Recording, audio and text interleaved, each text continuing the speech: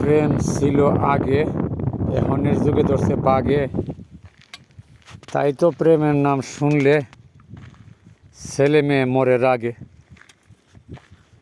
প্রেম সত্য, প্রেম তত্ত্ব, বুঝলে না রে প্রেমের মর্ম। তাই তো মুসলমানের নাম দিয়া কইলে তোর ইসলাম ধর্ম। ইসলাম ধর্মে ঢুকতে হলে 5টা কলমা জানা চাই। কামেল মুর্শিদ মুকাম্মেল, সে মোল্লা হোক না ফকির হোক, তার হাতে বায়াত হওয়া চাই। যতক্ষণ মুর্শিদ মুকাম্মেলের হাতে ধরে বায়াত না হবেন, ততক্ষণ আপনার ইসলাম গ্রহণ হইল না। 4 কলেমার রং দরিয়া, মুর্শিদ তোমার এলো কি এলো রে, ধরো সময় চলে গেল।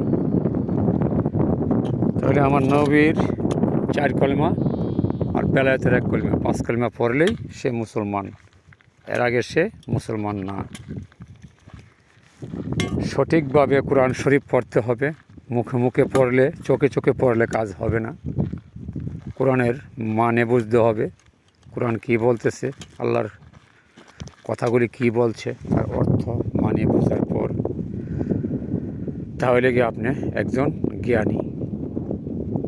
কোরআন পড়া কিছু লোক ভিক্ষা করে, কিছু লোক পিরানি করে, কিছু লোক ব্যবসা করে, এবং কিছু লোক জঙ্গলে পাগলের বেশ ধরে ঘুরে। কোরআন 3 ভাগে বিভক্ত।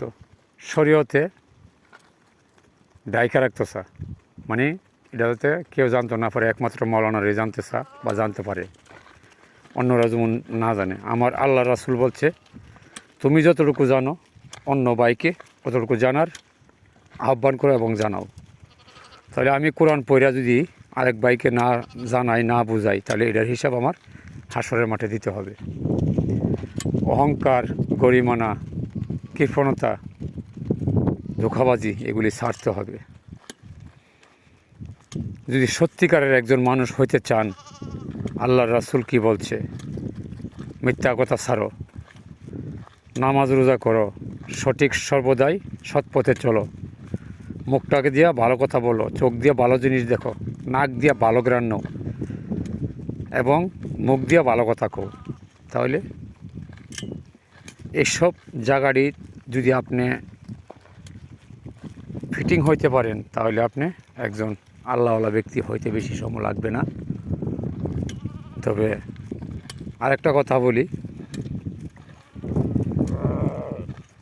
আল্লাহ কোরআনে মধ্যে বলছে যে কুল্লু নাফসে যায়কাতুল মউত, মানে যত প্রাণী আছে, জীবিত প্রাণী সবাই মরার স্বাদ গ্রহণ করতে হবে। মরার স্বাদ যদি গ্রহণ করতে হয়, আমরা মুসলমান মরলে মাটি দেয়, হিন্দু মরলে পুরা দেয়, খ্রিস্টান কফিনে দেয়, বৌদ্ধরা আতফা ভাইঙ্গা চাফা মারি দেয়। 4টে ধর্মের মধ্যে 4 ধরনের কাজ চলে।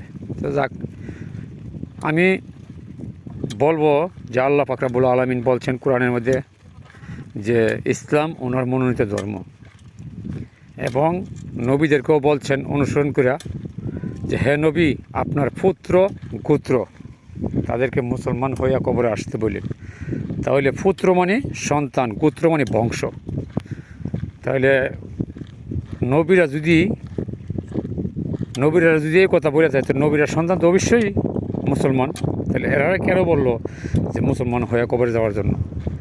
অবশ্যই আহলে বায়াত গ্রহণ করে যাওয়ার কথা বলছে। এটা যদি আমরা না বুঝি, তার কিছু করার নাই।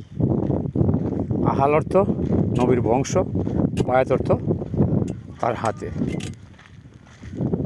মুরিদ হওয়ার কথা বলছে। নবীর বংশ কারা?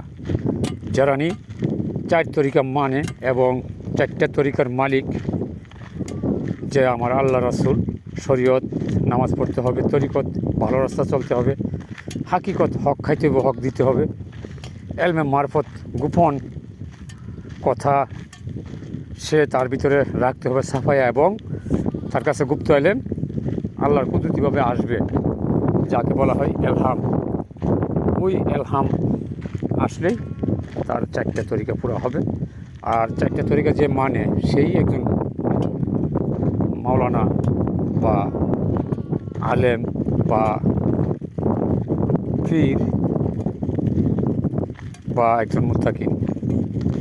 যেমন সূরা বাকারার 2 নম্বর আয়াতে বলছে জালিকাল কিতাবুল রাইবা ফিহি হুদাল লিল মুত্তাকিন, মানে আল্লাহর আসমানি কিতাবে কোনো চুল পরিমাণও অবিশ্বাস নাই এবং আল্লাহ রাসূলের প্রেমিক মুত্তাকিন যারা আছে তাদেরকে অনুসরণ করে চলো। তাহলে আল্লাহ রাসূলের প্রেমিক কারা? যারা 4টা তরিকা মানে, 4টা তরিকার ভিতরে চলে, তারাই আল্লাহর রাসূল এবং আল্লাহর প্রেমিক, যারা কোরআন পড়ে, কোরআনকে পরিপূর্ণভাবে মর্যাদা দেয়। তো যাক, আমি বহুত কথা বলছি, বলবেদফি হলে সবার জন্য তো আর সঠিক হবে না, আমি জানি। কিছু আছে বলবে না কথাগুলি সঠিক, কিছু লোক বলবে ভণ্ডা, কিছু লোকে বলবে এই হেই। যদি খারাপ মনে করেন তাহলে আমাকে ক্ষমা করে দিন। আমি যে কথাগুলি বলছি 100% 100 সবই কথা সত্য, শিওর বলছি। জি, আসসালামু আলাইকুম ওয়া রাহমাতুল্লাহি ওয়া বারাকাতুহু।